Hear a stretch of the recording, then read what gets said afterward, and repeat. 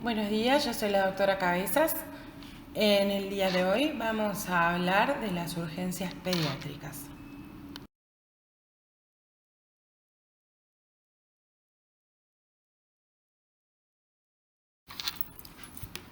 Lo primero a recordar que a veces cuesta es que un niño no es un adulto en chiquitito.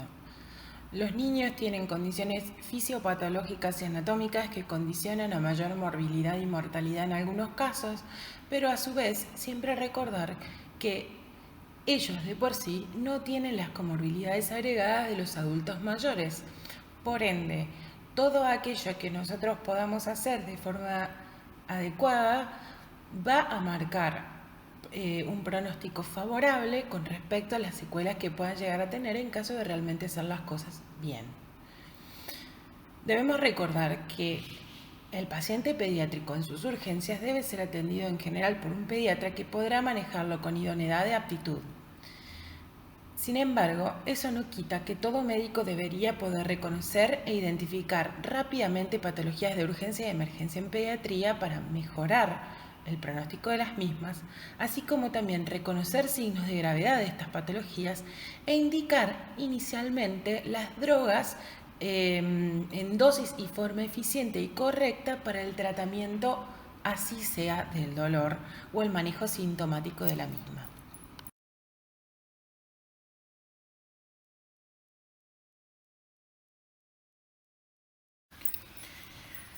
Se define el shock como un estado con un trastorno metabólico por ausencia o disminución del aporte de oxígeno y nutrientes a las células distales, como con acumulación de los metabolitos nocivos. Hay varios tipos de shock y características clínicas específicas de acuerdo a los mismos. Esto se verá en otra clase. Sin embargo, vamos a detallar algunas partes cruciales de algunos de los tipos de shock. El shock hipovolémico en pediatría ocurre más frecuentemente por gastroenteritis con vómitos y diarrea, con incapacidad de compensarlo por la ingesta de los líquidos de forma secundaria.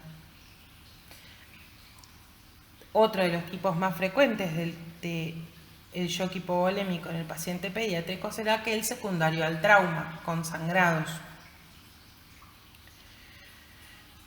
Dentro de los shock distributivos se encontrarán la anafilaxia, la sepsis y el shock cardiogénico.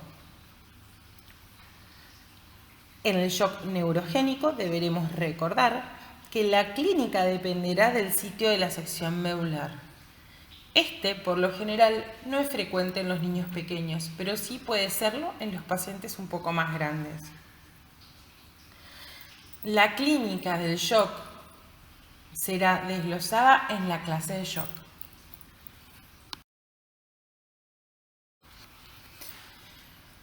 A diferencia del adulto en el cual se reconocen diferentes signos clínicos como compatibles con el shock, como son la TA o la frecuencia cardíaca, dado que estos parámetros suelen ser variables en el paciente pediátrico, se suelen considerar, pero de forma tardía.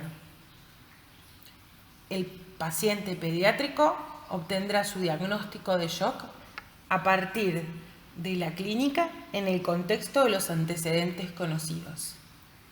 Por ejemplo, un paciente pálido y taquicárdico que es traído de una escena con un accidente vehiculomotor será tratado como un shock hipovolémico independientemente de la TA que maneje en ese momento.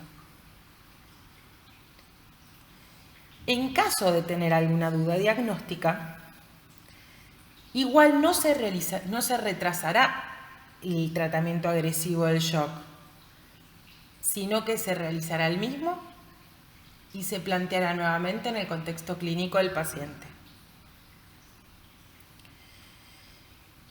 El manejo del shock en pediatría no difiere mucho del manejo del adulto y tendrá algunas pequeñas diferencias que se condicen con la anatomofisiología del paciente pediátrico.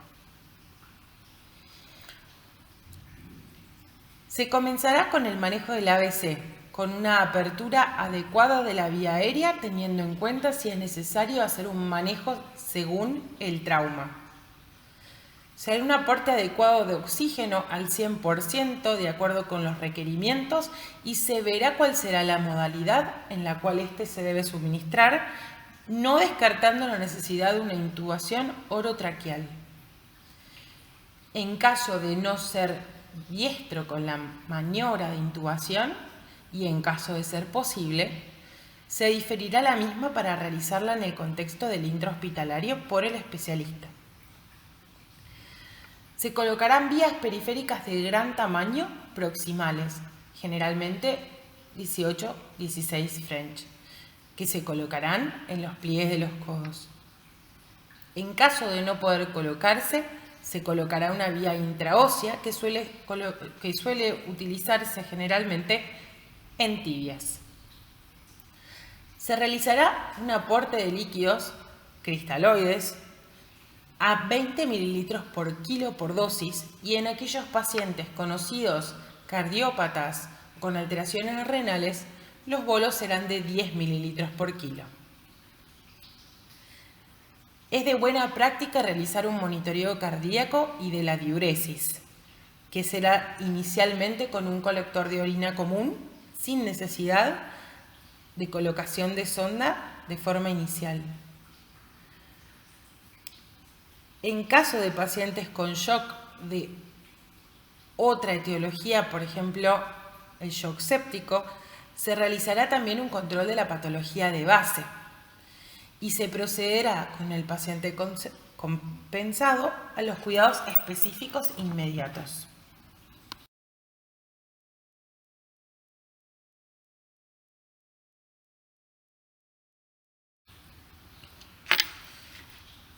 Una patología frecuente del aparato respiratorio en el paciente pediátrico será la aspiración del cuerpo extraño.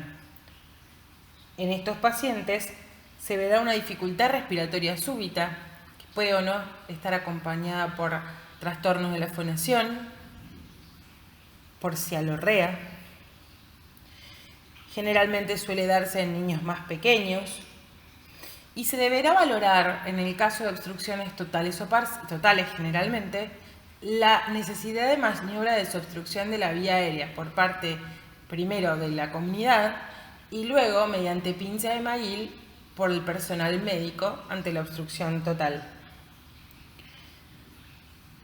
Es importante mencionar que se debe valorar el riesgo de la escena en su contexto, ya que no es lo mismo, por ejemplo, la aspiración de un cuerpo extraño como podría ser una semilla o un juguete, que aquellos pacientes que han aspirado, por ejemplo, un comprimido de algún fármaco. En esos casos, deberá valorarse que no haya faltante de algún otro fármaco que pueda, aparte de ser un caso de aspiración de cuerpo extraño, una potencial intoxicación. Debe diferenciarse la aspiración del cuerpo extraño de aquellos pacientes que han deglutido cuerpos extraños, que no necesariamente, por no estar en la vía aérea, no producen daño. Aquellos objetos deglutivos de gran tamaño, o filosos, o cáusticos, también tienen riesgo de lesiones, tanto en la vía aérea como en la vía digestiva.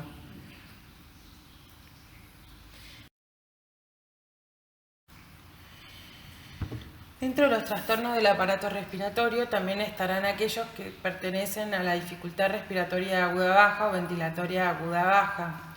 En pediatría los más comunes serán la bronquiolitis, el broncoespasmo y la neumonía. Todos estos tendrán mayor riesgo en los meses de invierno, ya que los pacientes se encuentran en situaciones de hacinamiento o menor ventilación, menor circulación de aire, con mayor circulación de los virus respiratorios.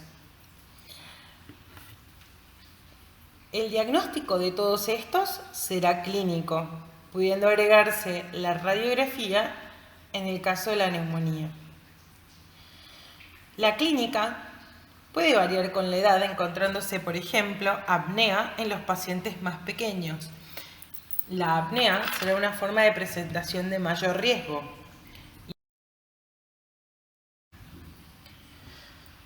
Dentro del resto del espectro de las presentaciones clínicas de estos pacientes, por lo general, lo más frecuente será encontrar aumento de la frecuencia respiratoria y la frecuencia cardíaca con aumento de la dificultad para la ventilación, traduciéndose en tiraje subcostal, intercostal, supraesternal, en los casos más severos ya aleteo y cabecero, y en aquellos pacientes cerca de la claudicación se podrá ver la respiración en balancín. A nivel auscultatorio podrán escucharse sibilancias, subcrepitantes y en aquellos pacientes más severos el silencio auscultatorio.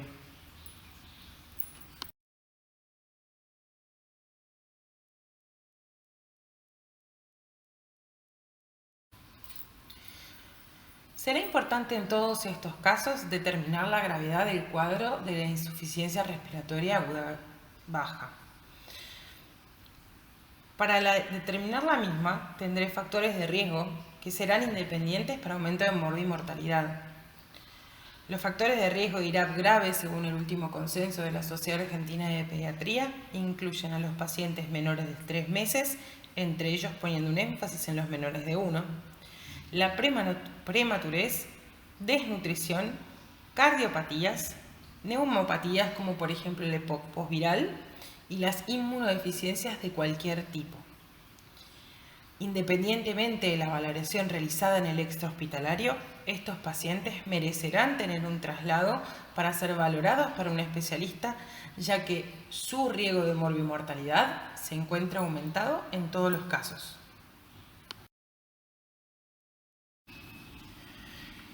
Aparte de la valoración de los factores de riesgo, se tendrá en cuenta el score de TAL, que valora las sibilancias, subcrepitantes, el tiraje subcostal, intercostal, el aleteo, el cabeceo, la frecuencia cardíaca y la frecuencia respiratoria como una aproximación a la valoración de gravedad del paciente. A los fines prácticos, lo que nosotros utilizamos dentro del intrahospitalario es la saturometría.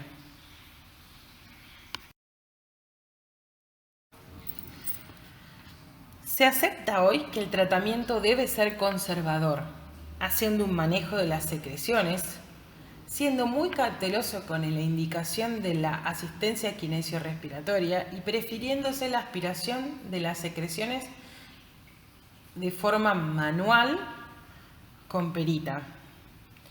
Se hará un control posicional levantando la cabecera de la cama o de la cuna donde duerme el paciente para mejor drenaje de las secreciones y control de la hidratación del paciente. Tras la evaluación por el especialista, se verá si se necesita una indicación de oxígeno, de broncodilatadores e inclusive de corticoides, y en caso de hacer un diagnóstico diferencial acorde, podría hacerse un diagnóstico de neumonía e inclusive indicar antibióticos.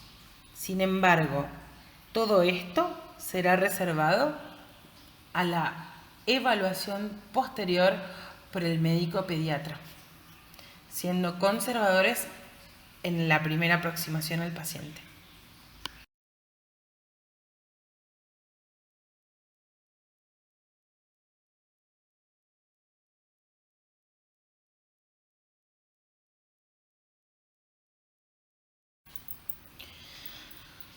El síndrome meningio será la expresión de la inflamación de las leptomeninges, en el cual se podrá ver un número anormal de leucocitos en el líquido cefalorraquídeo y anomalías del citoquímico.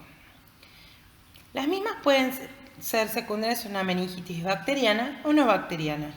Dentro de las no bacterianas tendremos las virales, parasitarias, bacterias atípicas y aquellas asépticas que pueden ser por fármacos o enfermedades sistémicas con expresión en el líquido cefalorraquídeo. Estas también son llamadas al líquido claro.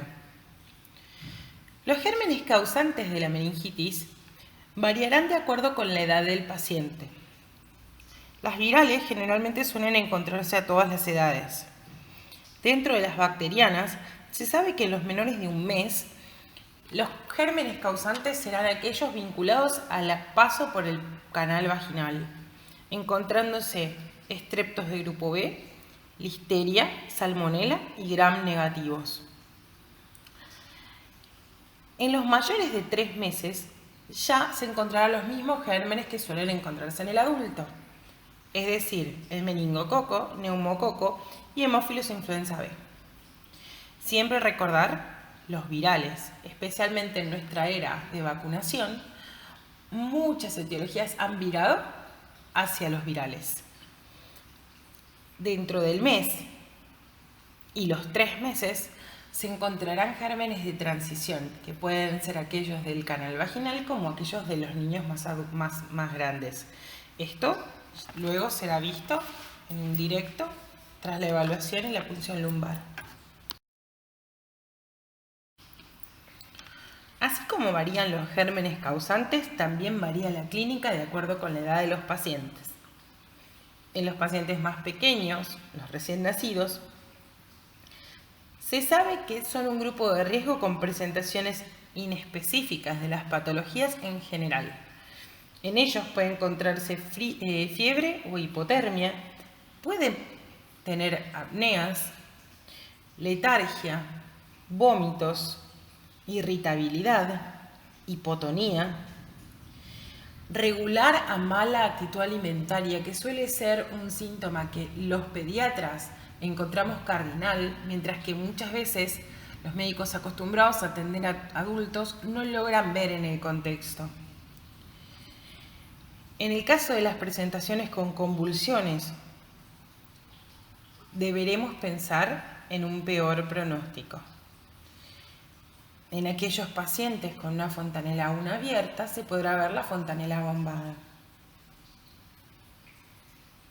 En los lactantes y los niños ya más grandes se encontrarán sintomatologías similares a las que se encuentran en el adulto, aunque tal vez un poco menos floridas.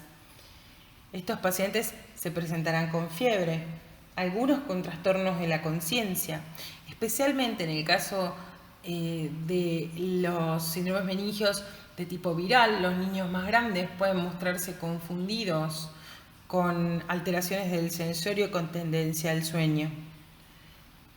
Pueden verse vómitos en proyectil, cefalea intensa y fotofobia. Muchas veces en niños más chiquititos esto se ve con al ver que cierran de forma fuerte los ojos. En niños más grandes se podrá ya observar la rigidez de nuca. Y nuevamente las convulsiones y la meningococcemia serán presentaciones de peor pronóstico. Ante la sospecha clínica, no se debe diferir el traslado del paciente, ya que el correcto diagnóstico y abordaje terapéutico dependerán del tiempo que tarde en llegar al centro asistencial. En caso de encontrar pacientes inestables, con un sensorio alternante, con signos de shock, en este caso séptico, o con convulsiones, se deberá valorar la necesidad de realizar un manejo un poco más avanzado.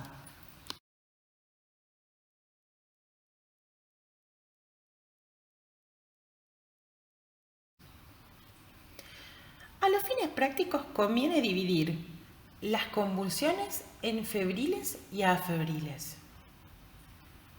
Dentro de las convulsiones afebriles, puedo tener aquellas asociadas a trauma. Cuando yo tengo una convulsión afebril asociada a un trauma de cráneo, siempre deberé recordar su relativo mal pronóstico. Dentro de las afebriles también están aquellas secundarias a lesiones ocupantes o a enfermedades metabólicas. También agregamos en estas aquellas asociadas a pacientes con encefalopatía crónica no evolutiva o parálisis cerebral. También las secundarias a hipoxia neonatal o a intoxicaciones. Dentro de las más comunes e importantes estarán aquellas convulsiones afebriles secundarias a hipoxia, que muchas veces pueden ser iatrogénicas, cosa que debemos recordar a la hora de instaurar un tratamiento de un trauma de cráneo para así evitar su daño secundario. Se deberán tener en cuenta también aquellas secundarias a hipoglucemia,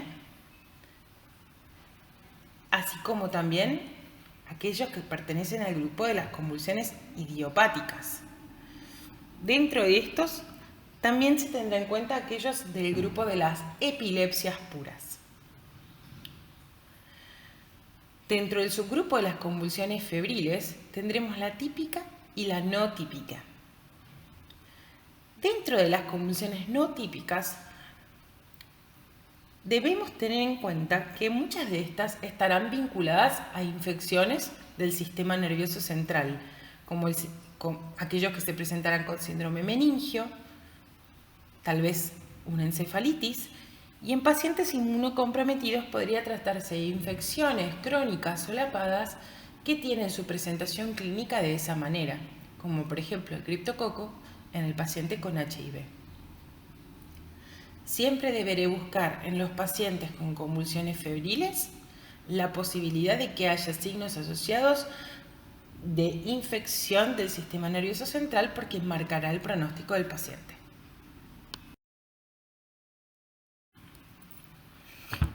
Si bien es el pánico de la mayor parte de los padres de nuestros pacientes, las convulsiones febriles típicas, frecuentes, no necesariamente están asociados a los grados de fiebre. Las mismas suelen tener un patrón hereditario que suele repetirse más en los pacientes varones. Suelen darse entre los 6 meses y los 6 años. El examen neurológico y madurativo, tanto previo como posterior, no tiene alteraciones y estamos hablando de niños previamente sanos, completamente normales. En algunos casos, generalmente la mayoría, serán convulsiones tónico-clónicas generalizadas que ceden a los minutos o mayormente a los segundos de iniciadas. Por lo general suelen estar asociadas a infecciones banales y no necesariamente a infecciones severas. Muchas veces se encuentran asociadas a catarro de vía aérea superior u otitis.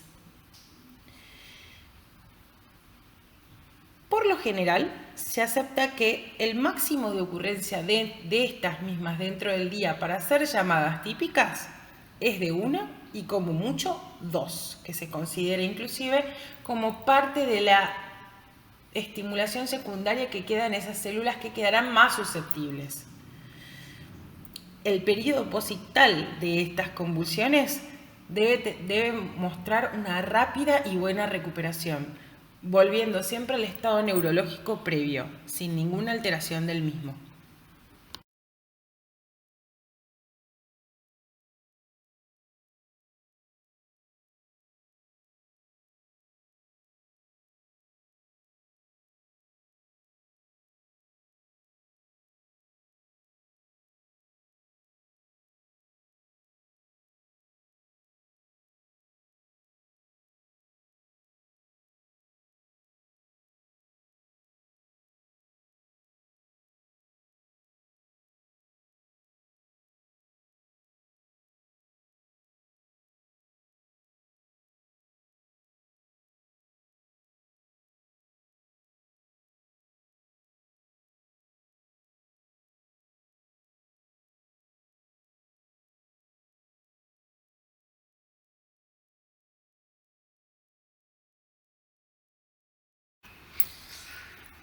Muchas veces queda la duda de cuándo comenzar el tratamiento enérgico en el paciente que ingresa convulsionando.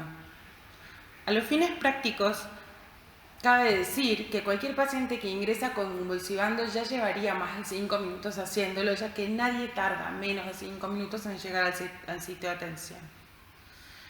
Entonces, ¿cuándo inicio el tratamiento? Ni bien el paciente ingresa al servicio. Entonces, ¿cómo inicia el tratamiento? Primero que nada debemos recordar que estos pacientes que ingresan convulsivando, si bien no necesariamente han dejado de respirar, sí tienen una respiración superficial que hará que entren en deuda de oxígeno. Por ende, lo primero a colocar será el oxígeno al 100% con una máscara reservorio. Luego, se tratará de determinar si el paciente tiene o no tiene fiebre y aparte de eso colocar un antitérmico.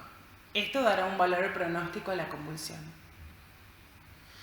Será importante también la colocación de la vía. De preferencia se intentará colocar una vía endovenosa. En caso de no poder hacerlo, dentro del minuto se colocará una vía intrarrectal. Esto se hará con una sonda nasogástrica, una K30, que se introducirá unos 2 centímetros desde el margen anal, cerrando luego los cantos del paciente. Esto permitirá una absorción de la droga a través del plexo hemorroidal. La droga de elección en primer uso serán las benzodiazepinas. Dentro de este grupo están el lorazepam y el diazepam. De poder elegir, primero utilizaré el lorazepam, que se guarda en la heladera a riesgo de precipitar si no se guarda de esa forma. El lorazepam se usa en una dosis de 0,1 miligramo por kilo por dosis. La dosis máxima será de 4 miligramos. A los fines prácticos, la dosis de lorazepam será el peso del paciente dividido 10 en miligramos.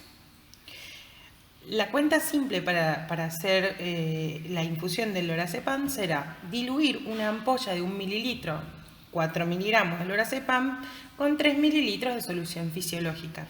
Eso me dejará una solución de 1 mililitro igual a 1 miligramo de lorazepam, por lo cual cada mililitro servirá para 10 kilogramos de paciente. Cada 1 kilogramo de paciente usaré 0,1 mililitros. Esta infusión se pasará lento en aproximadamente 2 minutos a riesgo de paro respiratorio. En el caso del diazepam, la dosis será de 0,5 miligramos por kilogramo por dosis. El motivo por el cual se prefiere el lorazepam es que este tendrá mayor riesgo de paro cardiorrespiratorio y a su vez es más lento al tener sí o sí un pase hepático. La dosis de 0,5 miligramos por kilo por dosis a los fines prácticos es el peso del paciente dividido 2 y eso será lo que yo pase en miligramos. La dosis máxima es de 20 miligramos en cada uso. Una ampolla de diazepam contiene 2 mililitros de diazepam y en eso contendrán 10 miligramos. Para hacerlo más sencillo, se diluirá la ampolla de 2 mililitros con 8 mililitros de solución fisiológica, quedando nuevamente una solución de 1 mililitro igual a 1 miligramo de diazepam. Así es que cada mililitro de la solución servirá por cada 2 kilogramos de paciente. Esta infusión también se usará de forma lenta y se puede repetir en caso de ser necesario.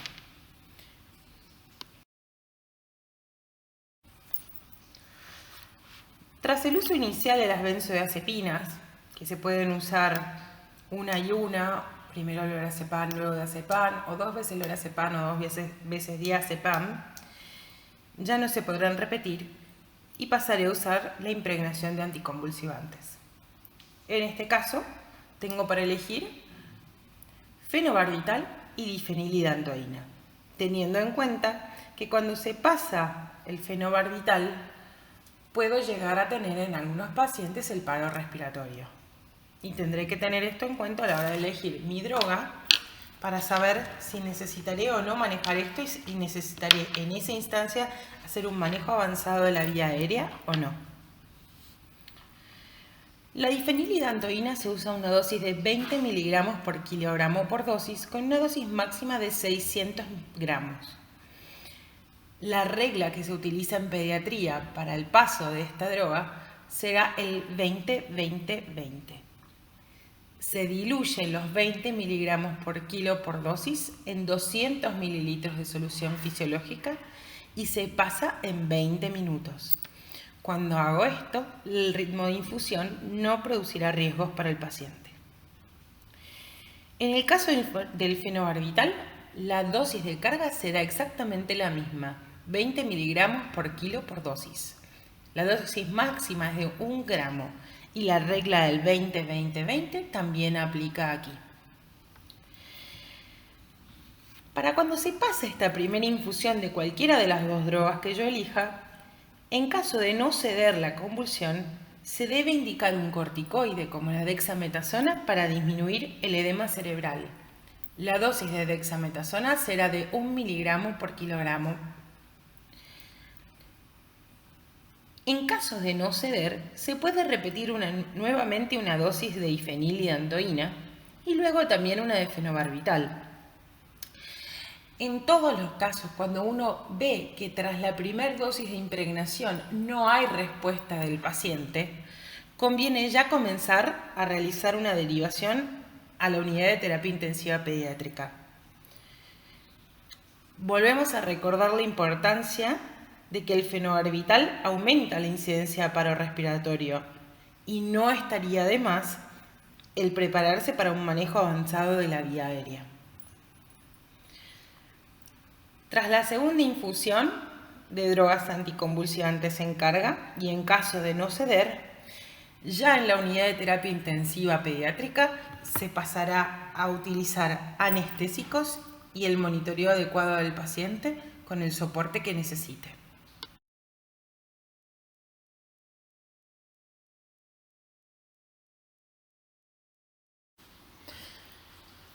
La patología abdominal es de gran frecuencia en pediatría. Se puede dividir en patología quirúrgica y patología clínica, sin necesariamente ser una más importante que la otra, dado que algunas entidades clínicas son de alta mortalidad, mientras que algunas entidades quirúrgicas, si bien deben ser de resolución inmediata, no tienen secuelas de importancia. Las patologías quirúrgicas prevalentes dentro de la pediatría serán la apendicitis, la intususcepción, la torsión testicular u ovárica, el vólvulo y el cuerpo extraño, como por ejemplo aquellos cuerpos extraños deglutidos que son de gran volumen o filosos que pueden quedar en algún espacio del tracto gastrointestinal, o aquellos pacientes que han ingerido una pila botón, que por sus características deberán ser eliminadas a pesar de que el paso a través del tubo digestivo muchas veces no se vea comprometido. En todos los casos debe considerarse que la presentación clínica del paciente quirúrgico abdominal no varía mucho de la patología clínica. La mayoría de ellos se presentan con inapetencia, dolor abdominal que puede ser más agudo o solapado, muchas veces no siguiendo cronologías específicas como la cronología de Murphy en el paciente adulto. Los vómitos son frecuentes, especialmente cuanto más pequeños son los niños.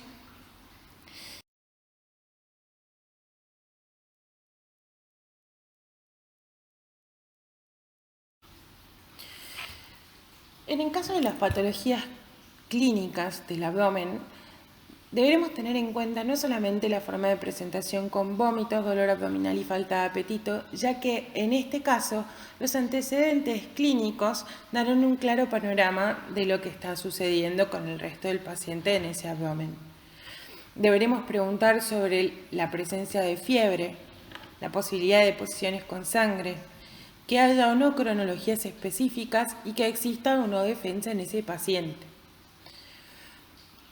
Eso nos llevará a determinar aquellas patologías banales, como por ejemplo los cólicos en los lactantes, de aquellas patologías abdominales que serán de mayor importancia.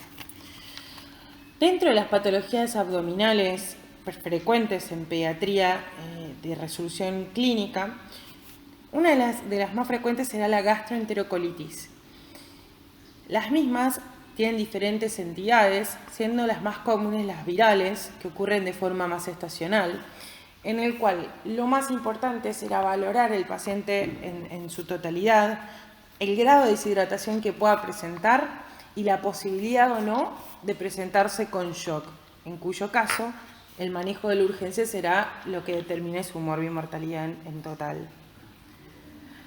También se deben tener en cuenta las parasitosis, que aparte de poder agregarse entre sí los parásitos formando obstrucciones intestinales y presentarse como pseudooclusiones o inclusive oclusiones intestinales, suelen ser por lo general banales y de tratamiento clínico.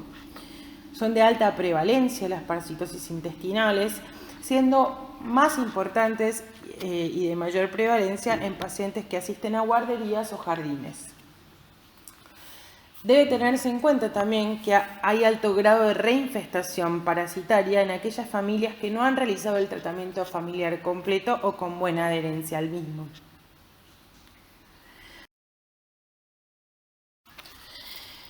Es muy común en nuestro medio ver intoxicaciones folclóricas por el uso de yuyos en el paciente con diarrea y vómitos o alteraciones gastrointestinales diversas. La mayoría de ellos es por la utilización de manzanilla, anís estrellado, yerba de pollo y paico.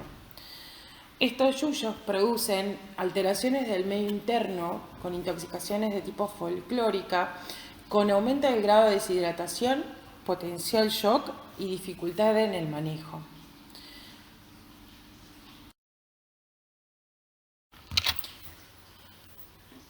Cabe destacar la importancia de, en aquellos pacientes que provienen de regiones compatibles, ante el dolor abdominal, pensar en la potencialidad de intoxicación por arsénico en el contexto de el acre, hidroarsenicismo crónico regional y etémico, y también el plumbismo. En ambos casos se pueden presentar como un dolor abdominal con diferentes trastornos asociados. Es importante también pensar en la cetoacidosis diabética, ya que en muchos casos el debut diabético del paciente puede producirse con un dolor abdominal solapado, muchas veces confundido con gastroenteritis y tratado en múltiples guardias como tal, desestimando el potencial diagnóstico y retrasándolo. Se debe hacer entonces un énfasis en el interrogatorio, haciendo hincapié en la pérdida de peso y ante cualquier paciente en el cual uno ve palidez o un mal o regular estado general en el contexto de esa gastroenteritis, realizar una glucemia y descartar el diagnóstico.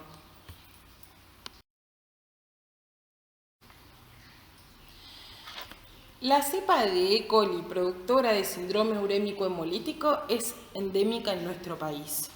Por ende, todo dolor abdominal que se acompañe con diarrea con sangre o que produzca gran palidez o regular estado general deberá ser estudiado de forma sistemática para descartar la infección por esta bacteria, que produce gran morbimortalidad y es asociada a la mayor cantidad de falla renal. En todos los casos, y cuanto más pequeño es el niño a tratar, se debe realizar el diagnóstico diferencial de infección del tracto urinario y de neumonía. Muchas veces es difícil hacer un diagnóstico diferencial, ya que por contigüidad la irritación de las estructuras es generalizada, pudiendo presentarse cualquiera de estos dos cuadros como una simple gastroenteritis.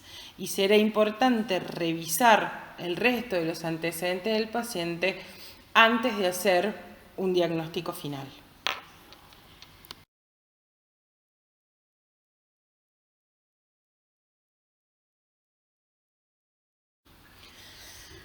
Muchas veces da la sensación de que en el paciente pediátrico todo lo que es la patología abdominal se termina solapando entre sí y todo debe ser descartado o confirmado de acuerdo con la sospecha diagnóstica, de acuerdo con los antecedentes, creando cada vez más y más confusión, especialmente en el médico que no está entrenado para la determinación de la misma.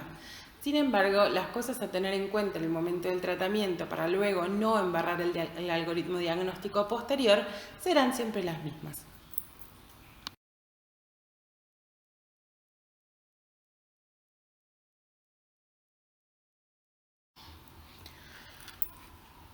En todos los casos de dolor abdominal, tanto sea luego su resolución clínica como quirúrgica, los actos iniciales serán los mismos. Se recomienda suspender la vía oral e indicar analgesia acorde. Se debe valorar clínicamente los signos de deshidratación y pensar en la posibilidad de shock. Será importante valorar al paciente en el contexto de sus antecedentes clínicos previos. No es lo mismo valorar un dolor abdominal en un bebé de 3 meses siendo probable el diagnóstico de cólico del lactante, versus valorar el paciente en edad escolar o de guardería, en el contexto de prurito nasal y anal, siendo más posible y compatible con un cuadro de parasitosis intestinal. En todos los casos, y en caso de haber duda, se derivará al pediatra. En ese momento, el pediatra podrá elegir estudios complementarios que se ajusten a la sospecha diagnóstica y luego hacer un tratamiento específico de la patología con una resolución final.